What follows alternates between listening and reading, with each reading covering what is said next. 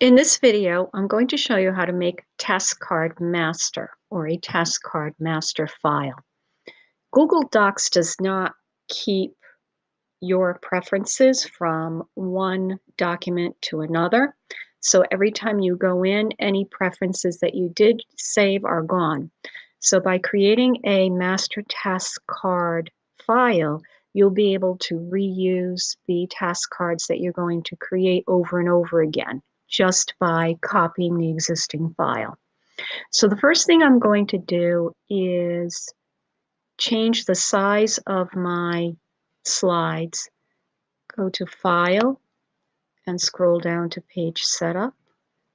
We're going to change from widescreen to standard screen and apply it, which is going to make it a smaller screen. The next thing I'm going to do is go to Slide, Edit Master, and there are already slide styles that are here, but we're going to create a custom slide. To do that, we're going to click on Insert, and we're going to scroll down to New Layout, and it creates a new slide called Custom 1, Custom Layout 1. And it inserts a master title slide, which we're going to delete. So click on it. Doesn't want to go.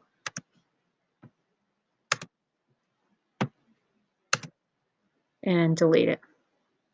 Then we're going to add grid lines or guides. So we go to View, Guides, and Show Guides. We're adding these in so that we will have cut lines for when we're finished with our task cards. So I'm going to select the line feature, and I'm going to copy over these lines, these guidelines. There's a line, and I'm going to change the weight of it to 2 point, and I'm going to make it a dashed line, and then I'm going to repeat the process for the vertical line. And it's already 2 point, and it is dashed. Now I can go back under View, Guides, and click off Show Guides. So now the guides are gone, and I have my dashed cut lines. Now I'm going to build the individual task cards.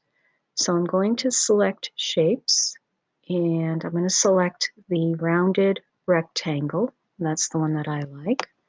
And I'm going to eyeball about how big it should be, how big I want it to be, and where I want it within that quadrant. I'm going to change the border weight of it to 3 point. You can change it to whatever you want. And I'm going to change the fill from gray to white and not transparent. Now, the next thing I'm going to do is go back to Insert, and to the slide, I'm now going to add text boxes. So I'm going to go down to Placeholder, and I'm going to click on Title Placeholder, and I'm going to draw a text box to hold my title. And now this looks weird, but it's just because I made a small text box. I'm going to now edit that text box so it will automatically give me the Comic Sans font that I want at 28 point, and I'm going to change it to be aligned by the center. Now I'm going to go and add in the second text box. So I'm going to go to Insert, Placeholder, and this time I'm going to select Body Text Placeholder. And it's going to overlap the text that's there, but in the final format for the task cards, all of this text is actually going to disappear. It puts in this text that shows all the different levels that you could have within a text box. I'm only concerned with the first level, So I'm going to change that to the font I want, which is Comic Sans. I would like it at, we'll make it 14 point. And I'm going to change the text color of it to black. Now I have what I need for the text, the task cards. And I want to duplicate that into the other 3 grids. So I'm going to click on the 2 text boxes and select them, as well as the shape. I'm going to copy them, and I'm going to paste them and then move it so that it lines up with the one that's already there. I'm going to go back and select the 2 text boxes in the shape from the first one, and I'm going to copy those, and I'm going to paste them and move those down to the bottom. Okay, now I've got my text boxes in, and I'm actually ready to use these for task cards. So if I close out of this and I go up to Slide and Apply Layout, I scroll down and there's my Custom One layout. I select that and it's now added to my slideshow. So then I can just click and start typing. Task card number 1, and I can add my problem for my task card here. Or what I can do is I can actually copy the text from another document. So I have some text already selected from a document that was existing. I can come in here and click to add the text, but I'm going to edit, paste without formatting so that it comes in at the font that I wanted rather than the font that it was copied from. Now, I can actually add some color or background color to these task cards, and I'm going to show you how easy that is. I go back to Slide, Edit Master, and I can, actually I think I'm going to create a new layout, and I'm going to take what I've already done and I'm going to actually copy it onto the new one.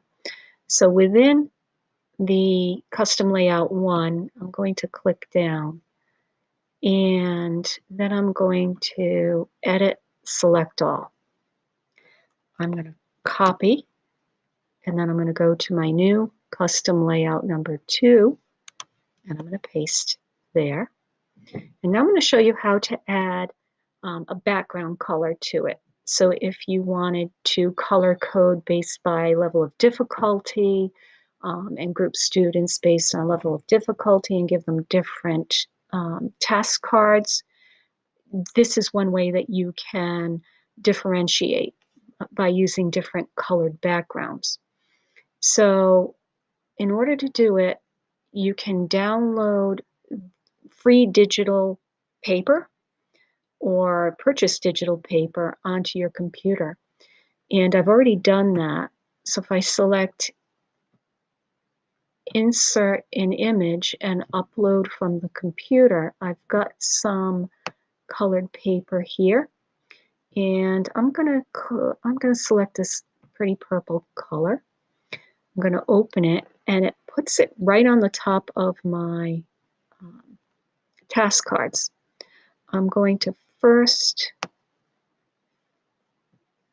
change the shape of it so it covers all the task card. And then I'm going to go up to Arrange, Order, and I'm going to send this all the way to the back. So now the color is behind my task cards. And this is my custom layout number 2. So now I'm actually ready to use that. So if I go to Slide, New Slide, and then select Slide again, Apply Layout, I scroll down to the bottom, and there is my custom layout number 2. So you can do whatever you like with these. You can change the color, you can change the shape that you use. You can get very creative with your task cards. Just be sure that you copy your task card master before you start typing into it so that you don't forget that you've already got it pre-set up and they're already made and ready for you to go. I hope this was helpful. Thank you.